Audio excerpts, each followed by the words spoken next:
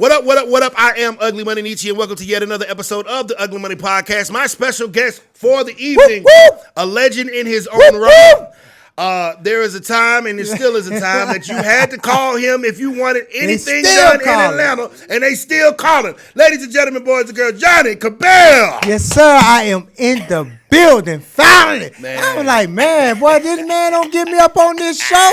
Boy, I know something. Man, we got a lot to talk about, man. It's a lot. We go way back. We go way back. But before we start, though, yes, sir. I just want to let you know I'm proud of you, man. Thank you, bro. Congratulations on all the success, all the milestones that you've been, you know what I'm saying, accomplishing and everything. Like I've been watching you and I've been watching the movement. Thank you, bro. And I'm like, man, this man is what? Thank you, bro. Like you doing your thing. I finally grew up a little bit. But you know what? You remind me of me. Let's go. Before I actually got in the music business. See, I used to be an artist. Wow. And I was out on the road performing, doing shows and all that. Wow. But I had somebody pull me to the side and they started speaking to me about the business. Then when I started reading, I like, you know what? I want to be right here. So I had found my niche. And when I found my niche, I became Johnnie Cabell. Exactly. You see what I'm saying? So you remind me of that because it's like you was doing your thing as an artist and all that. And sometimes it's nothing wrong with wanting to, you know what I'm saying, follow and try to achieve our dream. But when you find that niche, I tell you, boy, it brings out a whole new person. You operate so I in your seen purpose. That in it, and I'm just watching okay, he got a little. Everybody got a podcast. Yeah. Everybody got a podcast. Everybody talking. Yeah. You know what I'm saying? I even got a radio talk show. Respect. You know what I'm saying? But I'm watching. I'm like, oh, this nigga getting better interviews. What the fuck? You know? So I'm watching. I'm like, okay, he making some moves, and I just start watching it grow. And I'm like, oh, he didn't find his niche. Like, you got the personality, the attitude, and you. Yes, sir. And I think you feel comfortable, you know what I'm saying, being that person. And it shows when you got somebody like myself who knew, you know what I'm saying, the P nice. You know what I'm saying? Now you got this Ugly Money Nietzsche. You know what I'm saying? We branded the whole thing. So, I just want to say congratulations, and I'm proud of you because I seen where you come from. I seen how you was out there grinding and doing your things. And I think sometimes, we got to just take a step back and say, congratulations. Thank you, bro. Like big ups. It means a lot from you, bro. It means a lot from you. And I don't go around kissing no ass. I mean a lot from you, big dog. But you got to give credit where credit due. Appreciate it. You see what I'm saying? Like, you did more than just started you a podcast, but you took control and you actually went out there and took the initiative and went a step beyond and created something and made it your own. Respect. That's what I did. I created something and made it my own. There it is. And that's how I And we going to talk about it today, Jack. Let's go. First now, enough question. of you. Let's get into it. What's up? So the first question, the question that everybody want to know is, who was Johnnie Cabell before Johnnie Cabell was Johnnie Cabell? Well, like I said, I used to be an artist, and I was in this group called Intake. I graduated from a performing arts school. I did some college and everything, and I stopped because I wanted to pursue my career in the music business. So, I actually, had went out and, became a part of this group, and it was nice. Yeah. It was nice. And, I said, what we got here? Oh, look good right there. Let's see that. That's Bombay. That's actually black on lemonade I know flavor. about Bombay now. Okay. Yeah. Do a little shake That's right there. Thank you very much. Oh yeah, I'm ready now. Let's go. So like I was saying, I was part of this group called Intake, and we were signed to this label called 40 Street Records. 40 Street Records had Rashida, Skinny Pimp. Wow. They had it was this other artist out of Florida, and we was a part, of the whole compilation. And like I knew Rashida before, like when she was like going crazy, like had mad bars. So we was all performing, going around, and doing our thing. And I know we used to be out on the road and doing shows, and like I said, I just had somebody pull. I didn't know nothing about the business. I just thought, man, we had some Versace shirts. We had money in our pocket. And all the girls. That's all you wanted. And we thought that was the dream. Is that it? I done made it. Man, boy. We thought that was the American dream. But I saw it, you know what I'm saying, getting into the business part. I found my niche. You know what I'm saying? I found my niche. And, man, I was just, like, so excited to just be doing something different. I said, you know what? I want to do something different. I want to, like, help these artists and really educate them and put them on game. And I was working with my brother, which everybody know him as Snake, and this guy named Q. They had a group called ESC. Had this single called Know That. I was singing the hook. Come on. We them East Side thug niggas for sure that. Them big head presidents. Hey. We for that. Come on. That light green hydro. We for that. Let's go. We ballin' out control, niggas. Know that. Hey, what else that shit? Man, Grand Street, man, he had paid me $5,000. He paid us $5,000 to license the song. Had never really put out, but had paid us for it. You got some money out of Greg Street. You was doing it big. This was back in the day. Yeah. Like the song was crazy, but we didn't know what to do. Yeah. Then my brother and them, they was in the streets. I couldn't keep them out of jail. They just, I'm like, man. But you know, that was like, you know, one of the first big things that I had worked with and I was a part of. And I had actually sung the hook on there. But humble beginning. Yeah. But I started working with a guy named D Money. We had D Money Records and Red. We had actually signed Red solo because my brother stayed in jail. He was like Gucci Man before the Gucci Man. You know what I'm saying? So, you know, he was doing his little solo thing. We had did this song called Big Rims, Big Trucks. Had a song on Dope Game with Jada Kids. Come on. He had something with Bombi. I'm talking about, we were going crazy. And I was just getting my feet wet, but I was building these relationships, not knowing it was going to take me to where I am today, but I was just building relationships and meeting all these artists, and, you know, everything was just going good. And we signed this other, Red started getting a little mess, and then we signed this girl named Matt Breezy. I remember Mac Breeze. Man. Mac Breezy, pimpin' ain't easy, nigga. Man, Breezy, man. That was my artist. That Breezy was like a daughter to me. Wow. And you know, just it was some things happened because, you know, she ran into a guy named Gucci. Yeah.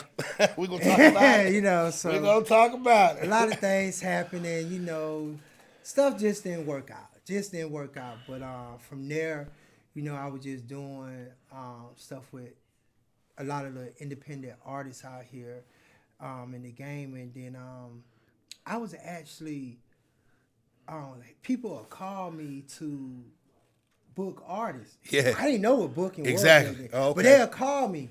But like, John, can you give me number such and such? I'm trying to, you know what I'm saying, get in contact Yeah, I always with wondered how you got in the and booking.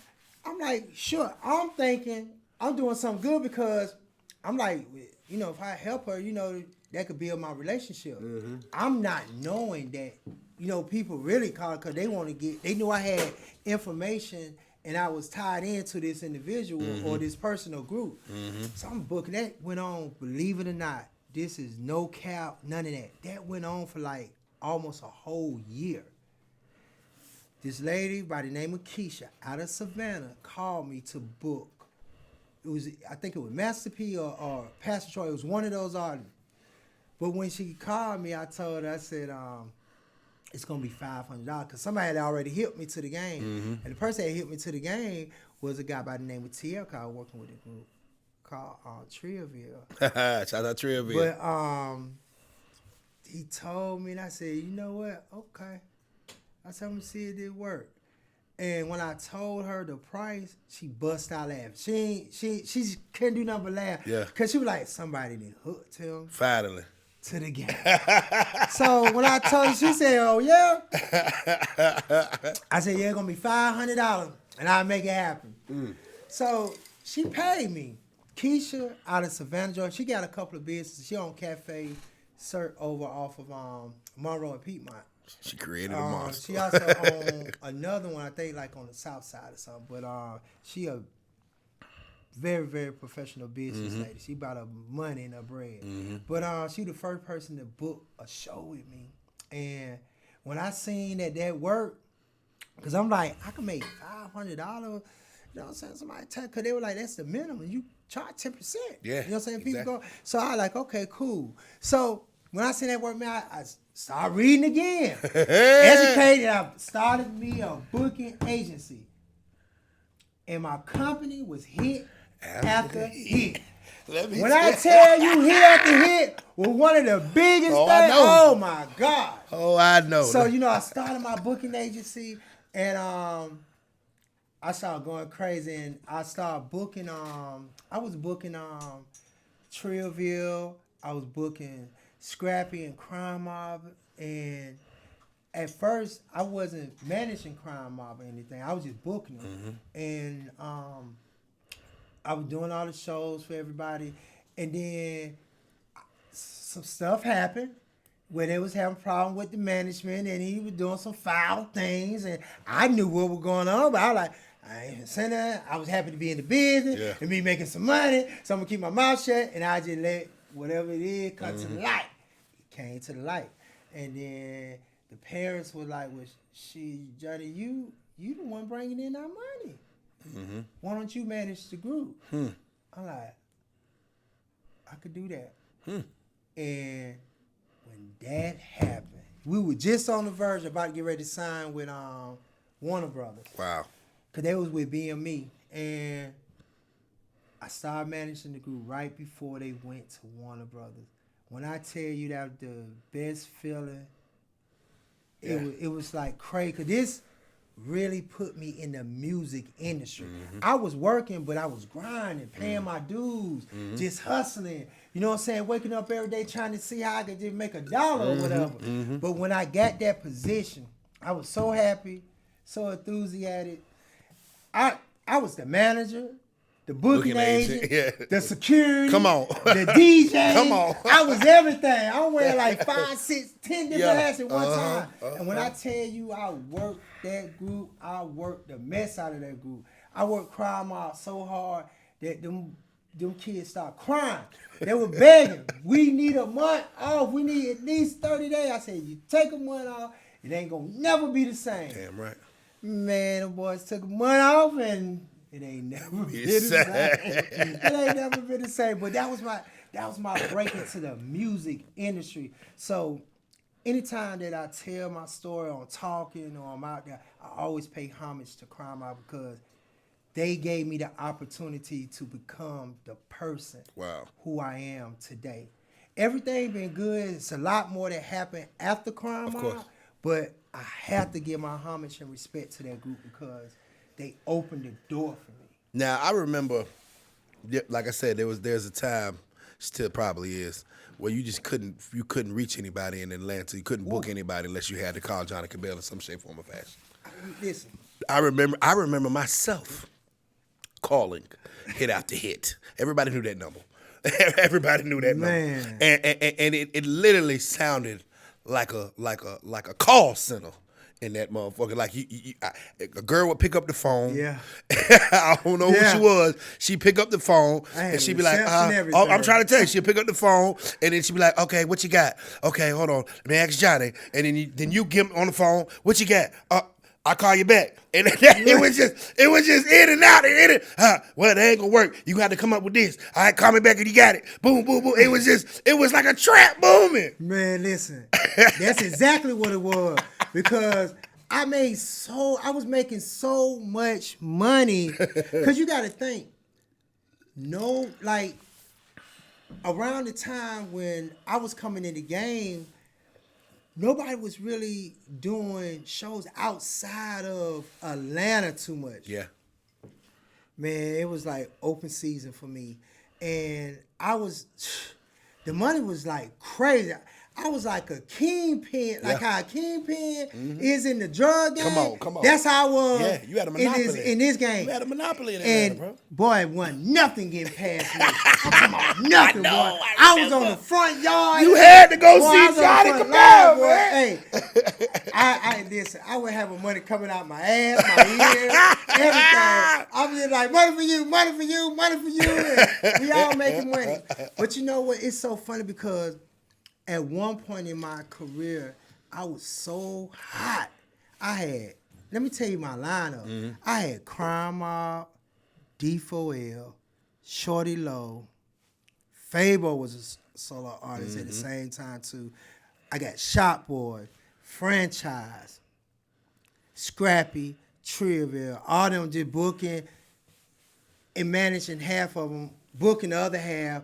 And then on top of that, I teamed up with Miss Dale, and that's when we had Gucci, Come on. Walker, OJ, and Nicki Minaj.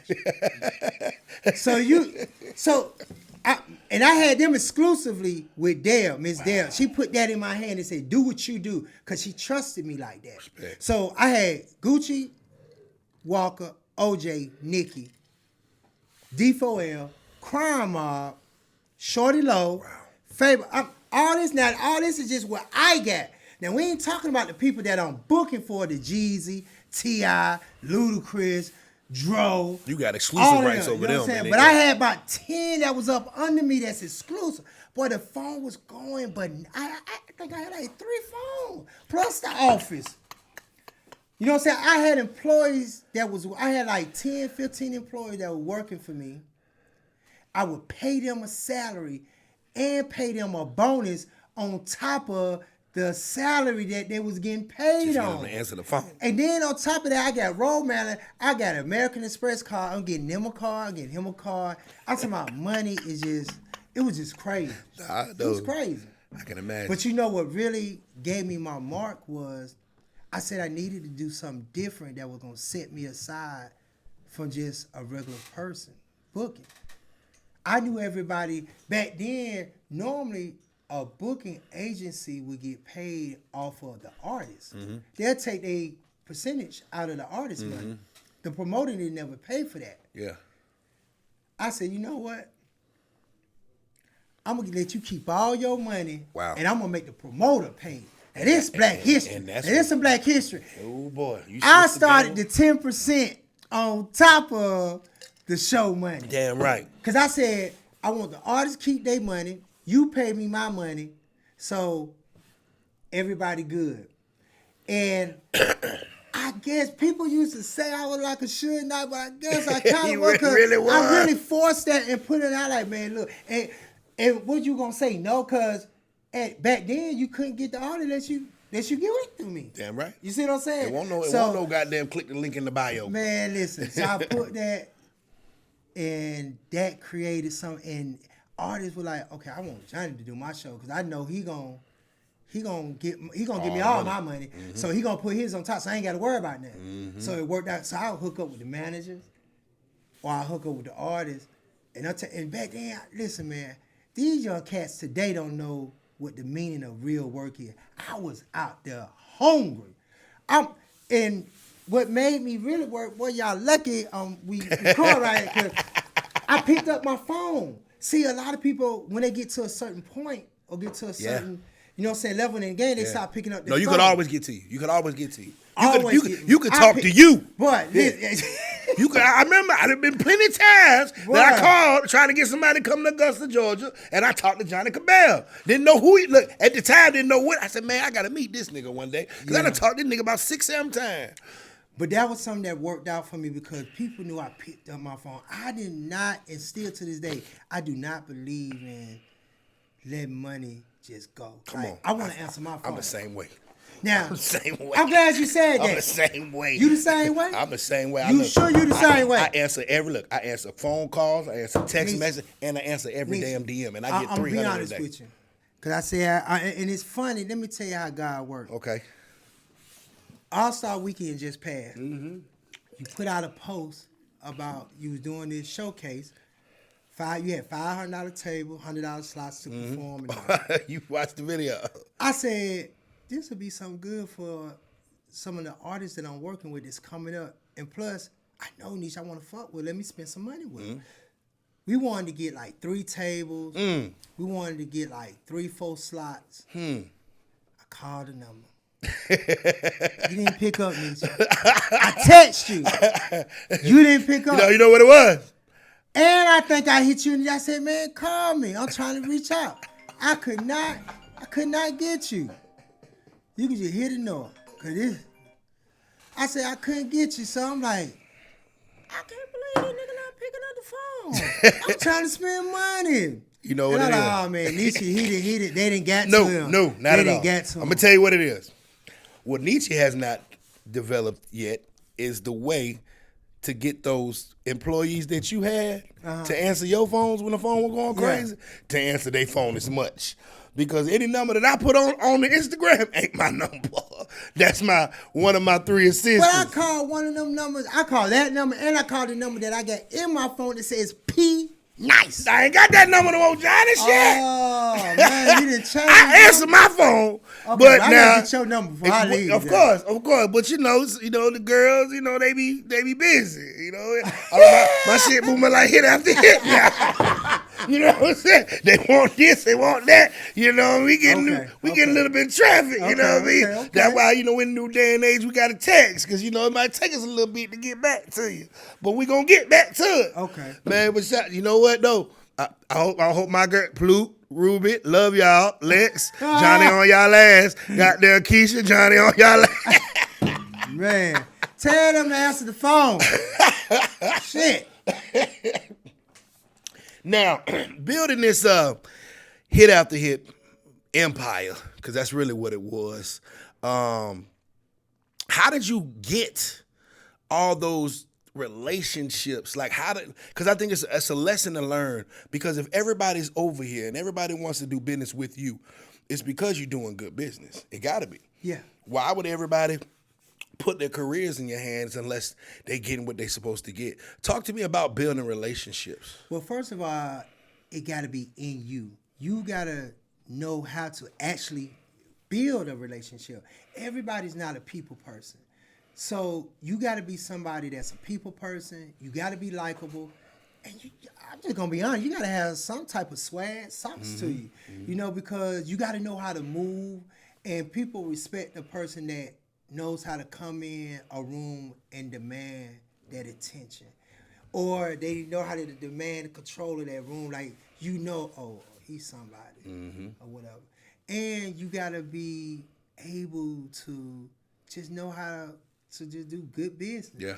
You know what I'm saying? So, for me, I was out. I was out in the clubs. I was, on the phone.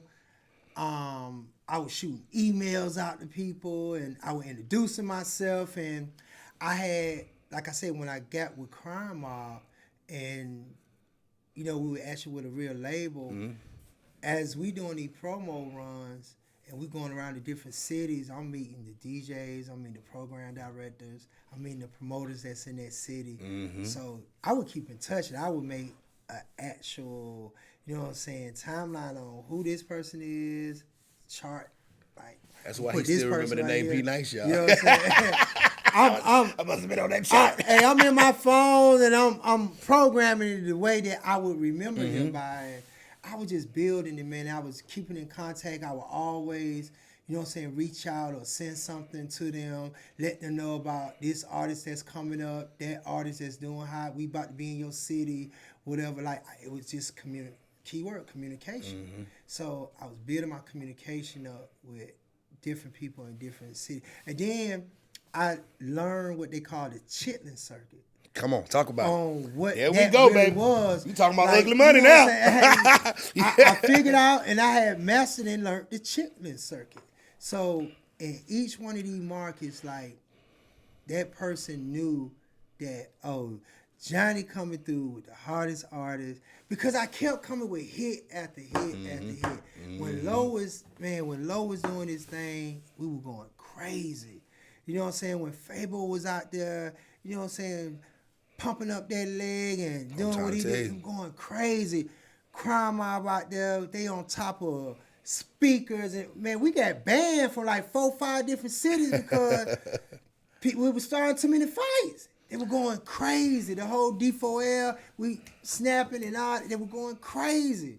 So it was just like each group I had, everybody like, damn, this hit after hit. Yeah. You know what I'm saying? So, man, I was just, boy, doing what I do. Now, during the time that I used to call hit after hit and try to book several artists, I would call and try to book a guy by the name of Shawty Lo. Okay. I would call, and we went back and forth about this guy several times. And you don't remember because your phone was going crazy. But yeah, and I don't know. It just seemed like you always used to go hard for Lo and make sure that he got every cent you could get out that promoter for Lo. Talk to me about the life and times of Shawty Lo, man. First, R.I.P. to my brother. Rest in Lo was definitely like, a real brother to me. We was like family. We was together so much, and people actually said we look like brothers. You know what I'm saying? Yeah. So, but I definitely had a special place for Lo. He was a person that had a very, very interesting personality, but he was real, down to earth, and we had a lot of fun. And at one point, as in one of his songs, he was the man. Mm-hmm. You know what I'm saying? He was the man. Lo was the man. And I think at that time, Lo blew up so quick and so fast because people knew that he lived that type of life for real. It wasn't no fabrication. It wasn't no flexing, no capping. Like, he was that dude for real. Mm-hmm. So, people took on to that, and that became something real big. And Lo was in there cooking, and he had the team that was in there cooking with him, and we was just dropping. We was dropping them, and at one point, Lo was like the king of the city. No, he was. You know what I'm saying? Like 2008, 2007. 2008, 7, 8. That was a big year. Man, that was I remember. like, woo. We was at the highlight. I remember. Headlining birthday bash. He won. I remember y'all was at Bike Week. BT. I remember y'all being at Bike Week in Carolina, man, and Shawty Lo walked through. You thought it was the president. And he was literally walking up the street with a goddamn wife beater, but you thought it was the president walking. Man, and you know what? He wasn't afraid to touch the people. No, he won't. You know what I'm saying? You could get up on Lo. You know what I'm saying? He'll chop it up with you, everything. And I think that's what people respected more about him, was because he didn't never get beyond himself to where he felt like he was too good to talk or sign an autograph or, you know what I'm saying, or chop it up with you, and people like that. And that would kill. Man, I was booking Lo off of one album for 10 years. Yeah. We ate for like 10 years. But you could always, the thing about Shawty Lo was, the fact of the matter is, you would always make your money. Yeah. You know what I'm saying? Whatever you give Shawty Lo, you gonna at least double every time. It was just, and that was, he was always one of my go-to artists. When I'm like, oh man, they got something over here. I just go get Shawty Lo. Goddamn, the hood gonna come out. The hood gonna come out every time. I don't know what it was, but they love them for Shawty Lo. They gonna come out. You know what I'm saying? Coming out for them. It remind me a lot of the reception they used to have. It reminded me lots of Boosie. Where you go book Boosie, the hood gonna come out. Yeah. They don't care if they just seen him 3 months ago. They gonna come back. They gonna come and see him. And Shawty Lo was the same way, boy. We can book Lo. Got down them folk come out there. I'm like, yeah, now we lit. Yeah, you know what I'm saying? You're absolutely right. Now, how did it the transition from coming out of D4L and him becoming a solo artist, like where did that decision come into play? Because Lo didn't seem like he was a rapper. He seemed like he was. No, he wasn't a rapper. Exactly. And he was really like, the man behind, everything, which was the group D4L, which stands for Down for Life. But that was the whole little movement that was on that west side that was going on with Lo. But, I'm just keep it a buck and keep it real. It was a lot of attention that was focused on Fabo. And it had got back to Lo and the group. Like, people were saying, like, D4L wouldn't be shit without Fabo. And that kind of rubbed Lo the wrong way. So, the people that was in our circle and that was around, they were like, well, shit, Lo, you need to get out there and, you know what I'm saying? You need to rap like you live this shit for real. You did, like, we respect you and all this and Everybody that. respected so that guy. So it was like, they were like, Lo, that kind of boosted him up. And, he was like, okay, I'm finna do Shawty Lo. And we start out with this, I'm the Man with DJ Scream. And from there, it just went, it went crazy. But Lo just felt like he he was gonna do his own thing, and that's why he said, "I'm the man." I'm the man, got white people girlfriend. You know what I'm saying? So, Lo started doing his thing. And First time I heard that was in the pool palace. Yeah. And it's crazy because Greg Street started playing the song before it was even completed all the way. It wasn't even mixed or mastered. He was just playing it raw and dirty on the radio. Man, Lo had got so hot. We was one of the first artists to have more than 2 songs played on the radio at one time. We had They Know, Dun Dun, Foolish, and I'm the Man. All 4 of them songs. Going crazy. On the radio. I remember. All at one time. Man, I was controlling the city. I was tearing Atlanta up. We was tearing Atlanta up. I can only imagine, like say those conversations with him, making the transition. Because like I said, everybody speaks about Lo in reverence, but everybody says, a consistent story about he really was the man. You know what I'm saying? I wasn't no faking that game. And for him to make that transition and have the kind of commercial success that he had was just uncommon for somebody to go from the street, the real, not the rapper street, the real street, you know what I'm saying, and really have success in that area or whatever was always dope, man. So man, you was definitely part of that legendary run, dog. Long live Lo. Yeah, long live Lo. Cause what's your favorite Shawty Lo story? I know you got plenty of them. Come on now, give me one that ain't told nobody. Give me some exclusive. Give me a Shawty Lo never heard Shawty Lo's story by Johnnie Cabell, ladies and gentlemen. I'm about to cut my phone off. I see this one. They got to pay for this one. What's a good Shawty Lo? You right, it's so many. Man, I think I'm gonna say something that decided I wish people knew more of. Lo did a lot in the community. He took care of his kids, his family, and he also made sure that, if you was in a circle, if you ain't really have it, and he knew you needed it, and if you was close, he would make sure you get it. And I remember one time going to Lo, I was in between some shows, so money was just low for some reason at that time. Asked him, could I borrow a couple dollars, and he asked me how much I needed. I told him. He just told me to pull up. Didn't question, didn't say when he getting it back, none of that. Just told me to pull up. So when he got the money pulled up, gave it to me. Didn't say nothing else about it. You know what I'm saying? I was like, wow, that's some real shit. You know what I'm saying? And I say that to say, the time I was doing, because I would do spring break with my kids, and we were always planning to go somewhere. And Lo said, well, should they do spring break together or something? And he wanted to take his family and his kids as well. So we took a cruise. Went on a cruise. He had his mom, all the kids, and the baby mamas. Oh, he had the baby mamas with him. Man, Lo. I remember that pilot that came out. Everybody was ready for that one. They was ready for that one. But we all went on this cruise, and man, it was about almost close to 30 with everybody there. Cause see, I got 10 kids. Lo got 11. Y'all boys doing it up. Yeah. Live life, my brother. Man. Live life, my brother. But we had all our kids. We had our kids, and Lo had his kids. He had his mom and my mom and stuff, and we was all on the boat, and we just had a good time, and it was definitely an experience because Lo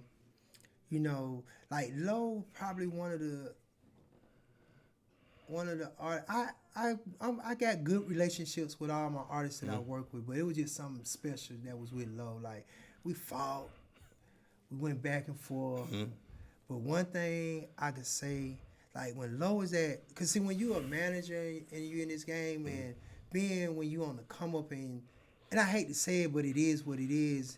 Like, if you don't have a big company, when I say big, as far as if the company that's coming out of New York, or some of these people that play with other people's money, you know what I'm saying? My stuff I built from ground zero.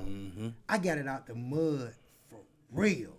You know what I'm saying? My company, my name, everything that people see today and that's going on with Johnnie Cabell, I built it from ground zero. Damn right. I didn't get no loan from no banks.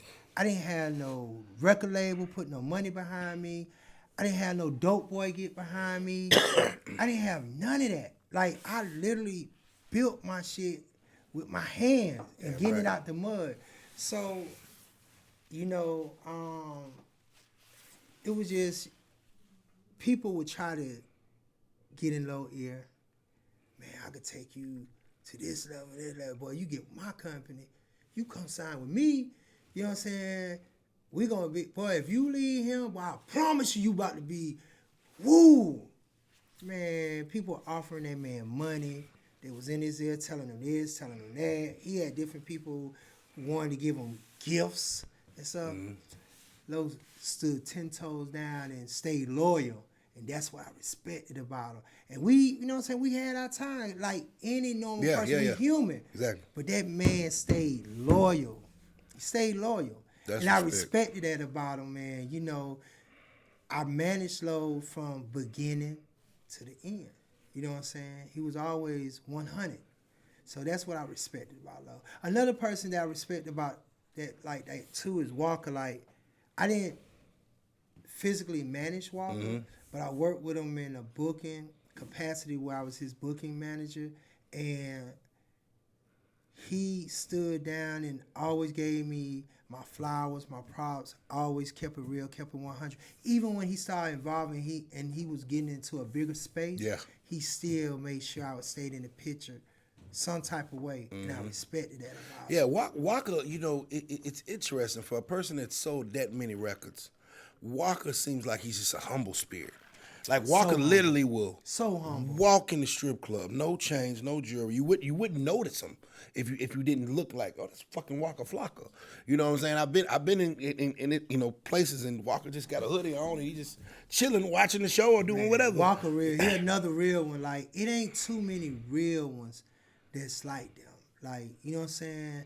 A lot of people, they let the fame, they let the money get to them, and they forget, like, who really helped you get to where you at and put you in the position to where you at. Like, believe it or not, as big as I am, I got my share of stories where I didn't been behind artists and they weren't as big as they are now, but when they came to me, everything was all good and Gucci. When that money started really rolling and that fame came, they switch up. You know what I'm saying? They switch up on you. You know, they decide they want to go in a different directions, like as they say, or whatever. They're different in the direction they got you. And I hate when I deal with individuals like that, because instead of us empowering our own and building up our own people, we'll rather go give it to the next person, or as they say, the white man. Exactly. I don't like that. I don't like that. And I think that's a hindrance that we have, that's in our community, that's in this industry. And it's sad that we put in so much sweat equity and we put in so much time and to build so much just to watch somebody come in and take over and make it seem like they really push the button behind. I can only imagine that. I don't like that. I don't even like when managers start acting funny when they artists start getting big and making money and they can't pick up the phone no more. You can't get them on the phone. Yeah. Now is when you talk to them, they tone different. They chest poked out. Wow. You know what I'm saying? They you know, a lot of them come up quick and come down quicker. Yeah, you're right. You know what I'm saying? I mean, I know you've been in a space where you've seen them go up and come down, and you know the prices. So you see when the price get to 40, 50, and when the price get to 1500, you know he begging for that. You don't see them guy, a guy that made $20,000-$30,000 in a show, and turn around a couple years, not even a couple years later, and begging for 1500. Boy, what is the key to longevity in this game? The key to longevity, and that's a good question. I'm glad you asked that. You gotta respect the game so the game will respect you. You gotta know how it's cool when the ball is in your court and you getting your money, but you can't play yourself out of position. Like, you got to know how to really work with your numbers and know, like, people think booking is so easy, but it's not. It's really a blueprint to it, and it's a math to it, and it's about building relationships and having relationships with the promoters or club owners so that when you do come back down or whatever, I could go back to this promoter. I could go back.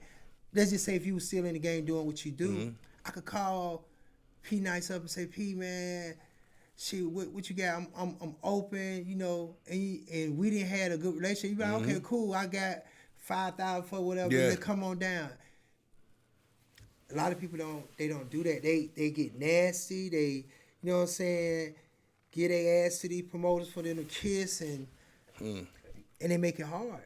You know, but you got to know how to build relationships. You got to know how to keep your number at a level. It's cool to go up, but if you're going up and if you're going there, you better know what you're doing. Damn right. And you better be one of them artists that's gonna keep evolving. Cause if you know you're not working or your team ain't set up the right way, boy, you better be real careful because it could really hurt you. It could really hurt you. So you got to have the right team that's with you that knows how to move that artist in and out of these markets and that knows how to build relationship, that knows how to play the number game, and know how to keep the prices right. You want to be competitive with those prices, yes. You know, but not too crazy and astronomical. Because I see sometimes artists will get, you know, one song and to start blowing, and they said like they love to get to 20,000. Oh, they coming out with 10s and 20s now. Like the game has totally changed from the way it used to be when Shawty Lo. Yeah, they're like these artists 20 just grand. Listen, 20 grand. I be calling up some of these artist managers, and I be like, so I'm calling to see how much such stuff's going for. Oh, 20,000. This a true story. This artist just got signed. I ain't gonna even say the name. You can say it. We don't know anybody quiet. We can say it. Oh man, listen. This artist just got signed to Gotti named ESTG. Oh yeah. I called and I got a price on him. First it was 15. I called maybe 2 weeks later, and the price was a dub. I'm like, what? I'm like, this man ain't even been out 6 months, a year. Yeah. I couldn't even tell you a song he sang. Different. And the man is already at a dub. But what's so even crazy is that you got these promoters that's paying it. So it don't make it no better when you got a promoter. And that's another thing, because it's like a double-edged sword. It's like, damn if I do, damn if I don't. But it's like, even though these artists got these crazy prices, the promoters or the club owners, they paying it. Yeah. But then you hear someone say, man, I'm tired of this shit. The artists just take all the money and we don't make no money, but they get paid. And I'm just tired. We need. But y'all don't nobody never really take a stand and do nothing about it. It's so many people that pay these artists the money that they be asking for. Yeah. So I'm like, what can you do? I just got to the point where I'm like, I can't fight against it. No. If that's what you want, that's what you want. I'm going to just tell this man, if he want to pay it, he going to pay it. If he don't, he don't. These artists that come out today, they coming out 10 and higher. 10 and higher. Ain't no $1,500, $25, $35. None of that. Ain't no promo runs no more. No promo. Boy, these artists coming out the rip. And boy, and don't care because it's the internet, man, it's a different curve. It is. Now, I ain't gonna lie, boy, that shit fucked me up for a minute. Hold on, let me take a drink. But when they started putting out with that Twitter, I was getting used to the Twitter. It was cool. But when that IG came out, come on. I'm like, what the fuck y'all doing? Y'all just trying to take me out. Take you y'all out. Just trying to take me out of there. People like, so I could just DM, email him. They put the number on there. I could call. I'm like, oh, golly. Man, when I started seeing, I like, oh, Lord, what I'm going to do? I had to adapt quick. But see, I'm a fighter. There it is. I'm a fighter, so I had to learn how to deal with it, and so I figured out a system with that. But it was just like this internet has just been crazy. Really, it hurt. It made, I want to say, it made the game lazy. You know what I'm saying? That's my first time saying, but it made the game lazy. Easier. It's definitely easier. Yeah. Because you can push a button at your house and reach 1 million people. Yeah. Push a button. But even though you pushing that button, do that equals out to who's really gonna come out and see you if their promoter book you. Oh, not necessarily. That's what I'm saying. I've seen plenty of people that got tons, exactly. tons of thousands of followers, and we put them on a flyer, don't nobody come. Nobody come. So you still got to do that street work. Oh yeah, you do. You still got to do it. So people start realizing that, so they're like, okay, well, we gotta make some adjustments too. Mm-hmm. You know what I'm saying? But these artists make so much money with streaming. They don't care if they do shows. They don't give a shit. They don't care. They got so many apps out here that pay you. My artist that I manage right now, Light Skin Keisha, she made her and Coco made 25,000, 30,000 a month just off YouTube. That's crazy. That's crazy. That's just one resource. That's crazy. I just took my first artist on the management. Her name's China Monet. I just started managing 6 months ago. And so I am, walking in the path of my forefathers, trying to navigate through this whole thing, and it's interesting to see. I mean, shoot, P Nice was rapping 5 years ago, but it's the game has changed from 5 years ago to now. Man, it's like a completely different thing, and just I see how they use social media as a tool to pop a lot quicker than we had. They didn't necessarily gotta go city to city on that promo tour like we used to have to and go call this guy and call that guy or whatever. But I think if the artist sets a good foundation and says that, I think they'll last a lot longer. They because will. you know what? If they happen to slip and fall for a little bit, you got plenty of room. You got plenty of padding. Exactly. You know what I'm saying? So I be trying to take her, like she done been to 50 different cities in the past 6 months, just, building those relationships or whatever. Because I'm like, yeah, you're going to get up there. You're going to go where you got to go. But, every now and then when it slow down, we can always goddamn go back to this chitlin circuit. Yeah. So that's what I be at. I be on them shit. I be in them Anniston, Alabamas, them Biloxi, Mississippi, them Augusta, Georgias.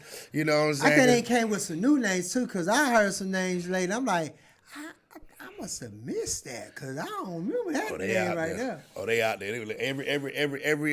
Every little city in the world got a little club somewhere. Little chin. I be in them too. You hear me? Exactly. I be in them, man. What's next for Johnny, man? So what's next for Johnny is I've been really tapping into this TV film world, shooting a lot of movies, being in a lot of movies, getting attached to TV,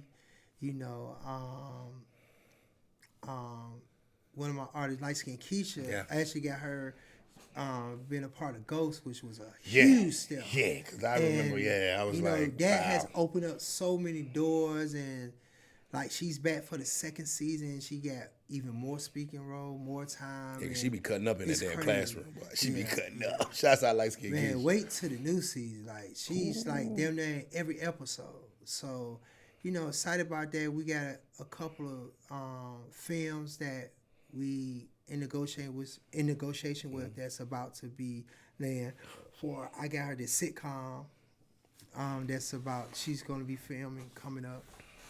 And from just doing all that, I have a lot of doors has opened up to where I'm getting certain emails that I normally wouldn't get from people. I be getting stuff from BT, all that now. And I actually have became more intrigued with wanting to be into the filming. So I'm actually about to start doing films myself, investing my own money and everything. But I'm acting in a lot of them too, but I'm about to actually start doing them. And I want to get into that. I want to really tap into the TV film world. Mm-hmm. So I've been doing my research and educating myself and building relationships. It's a longer check. You can stay in there. You can stay in that realm a little longer. So I've been building my relationships in that, so I'm doing that. I also just been working on my legacy that I want to live for my kids and making sure that, that name, and if I can honestly say, like, if, Lord forbids, but if it's my time, it's my time. If I was to leave, I lived a good life. Damn right. You know what I'm saying? You got 10 kids, man. Boy, you did something right. It's a lot of artists that I've been behind that people don't even know that it was me that was very instrumental in them being where they at. It's a lot of companies, a lot of individuals that have started. Listen, man, I look at a lot of these people that's out and that's doing their thing, and it's much respect, Yeah. but I wish, I don't want to start that, but I'm going to put it out there. I wish people just paid more homage. I wish people paid homage to me as much as I do to a lot of these people that I know paid the way and made a way for me, because I think I'm very underrated as far as in what I really done for this culture. Man, let me tell you something. I was saying the same thing. I was having a conversation because we got a music summer coming up. We were just talking about people that we wanted to reach out and get involved or whatever. And you was one of the first names. I said we need Johnny there. I said Johnny has been a part of everything. You know what I'm saying? And it was like, you mean the booking guy? I'm like, he's so much more than the booking guy. Yeah, definitely. You know what I'm saying? I mean, from Shawty Lo. I mean, and the thing that I've always respected about you is you are able to reinvent yourself like that. You know what I'm saying? Like, it keeps you alive. It keeps you adapt. So, because I had worked for a booking company, a booking agency for a time period. And I remember when the Instagram came out, I was like, well, people can directly hit the artist, goddamn it, it's gonna be hard. And I see you just switch gears and you find other ways to work. And then, when they're passing the low, that's a loss. I mean, that's a Shawty Lo. And then you find a way to keep going. You find a way to reinvent yourself. And I would tell everybody how I got around that, but I don't want to drop too many gems and jewels on y'all, because y'all gonna. We can tell that off camera. You can tell it to me, because I'm trying to build this artist up. I need all the jewels. Goddamn it, me and China need all the jewels. Damn sure we trying to be Lil Johnny and goddamn Lil Keisha right now. Me and China. So we gonna work on it. We'll talk about off camera. But I don't know why. I mean, even to the point of you having your own show, you know what I'm saying? Yeah. Like, that's an adaptation. Like, everybody doesn't move that. Like, because I think the same way. I'm like, okay, if I don't adapt, I'll die. I'll become extinct. And so there's a lot of people that have died. Facts. You don't see them come and go. Yeah. And you know what I'm saying? And you have always been able to. Johnny will switch it up. Boom, he hits you with this. Boom, damn, Johnny got this. Damn, Johnny got this. They hate to hear that name. They hate to hear that name. They still got to come see Johnny Cabell. They hate to hear, boy. What it says to say, Johnny? Again? The one I dealt with that. 10 years ago, I still got to give him some money. You been telling niggas still around? Boy. And I don't know why, but it's like that name intimidates people. It's like they just, Man, I have heard so many stories about myself that surprises me. I be like, huh? For real? Yeah. I be like, wow. Like, really? Like, oh, wow. Oh, you would think you were just this notorious, just mean, crazy, goddamn, walking around with the AK ass dude, man. You was just a solid dude. I remember the first time I met you, I was like, that's Johnnie Cabell. And it was like, yeah, it's like, he seems like a cool, normal dude. Man, listen, when you get to really know me, it's a whole totally different perspective of what people try to paint or what they try to say. Am I perfect? No. Have we all made mistakes? Yes. You see what I'm saying? But I own up to mine. I don't hide, run, or try to make excuses for nothing. I just figure out a solution and how to make things better and keep things going. I tell everybody this. If I'm just such this bad person that people try to create and say, why am I still around? Why is people still allowing me to work with them, to book them, to manage them, to help them get this deal, pay me this money to help them work out this situation? Why is that still going? Why? Because I know plenty of people that were doing the same thing that I'm doing, but they're not around because shit that they was doing that was crazy and fucked up, it came out to the light. Yeah.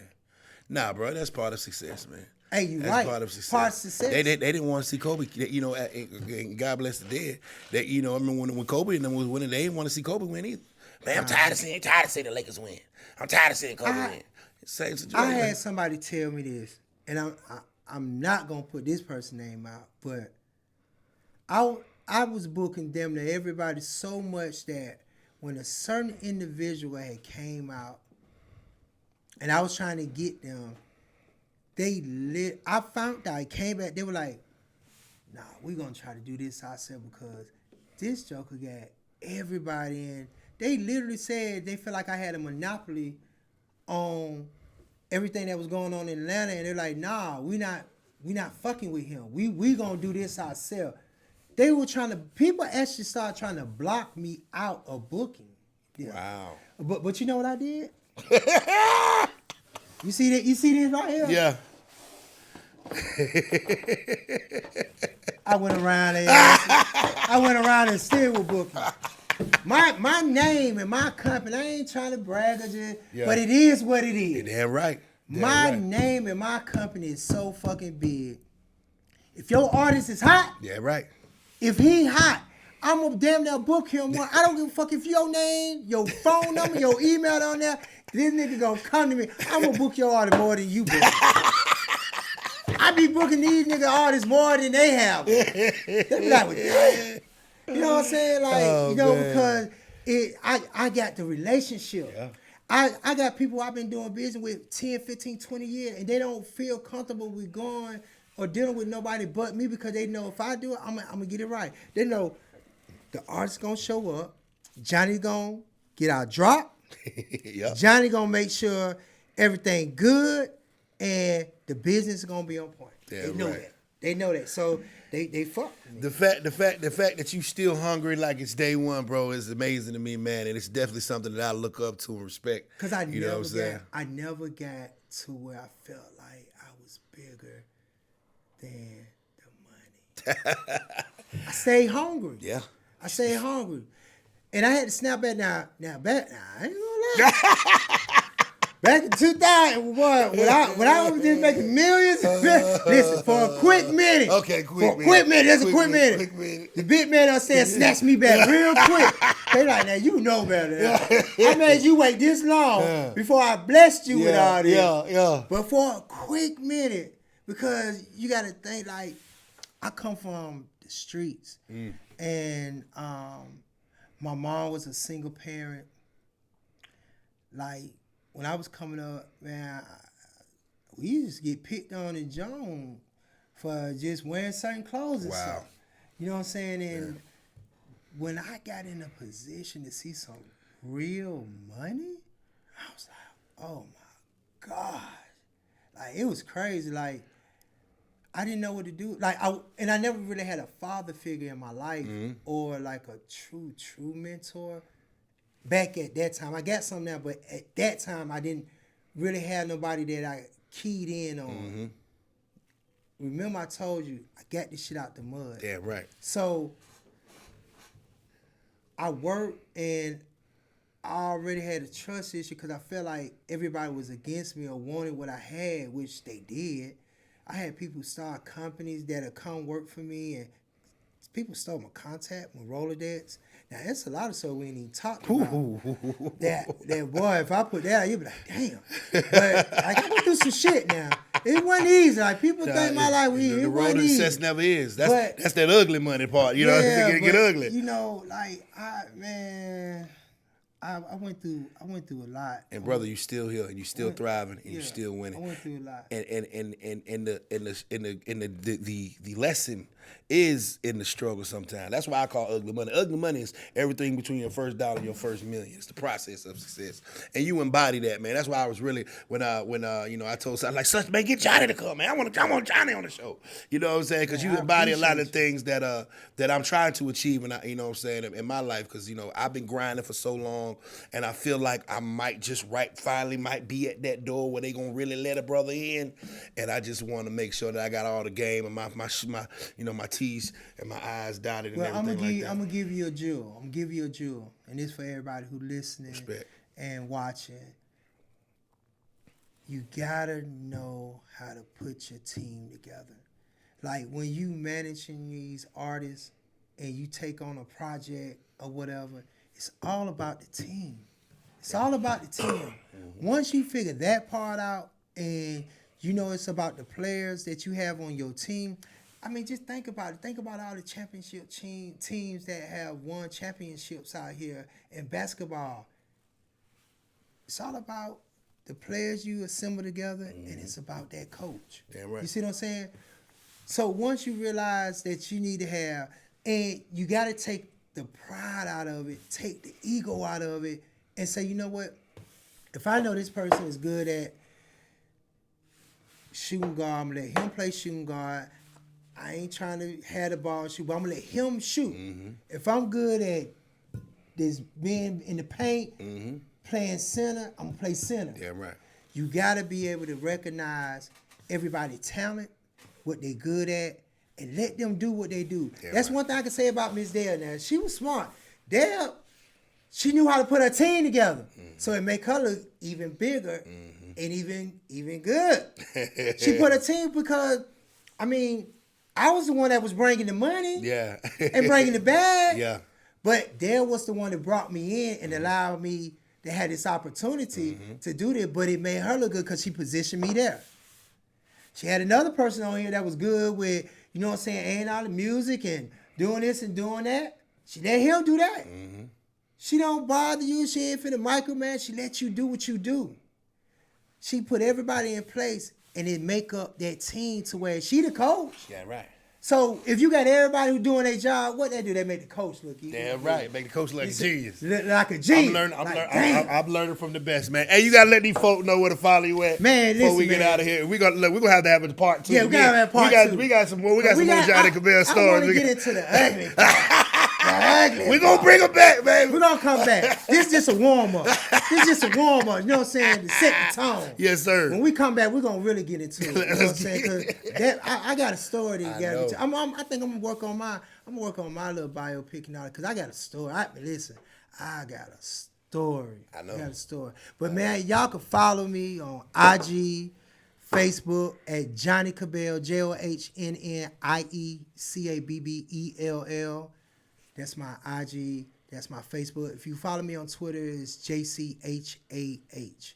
Love, brother. You can follow me at Ugly Money Nietzsche. That's Ugly Money Niche. Remember, the bigger the dream, the bigger the risk, the bigger the payoff. And this has been the Ugly Money Podcast with the legendary Johnnie Cabell. Yes, sir. That was a legend. That was.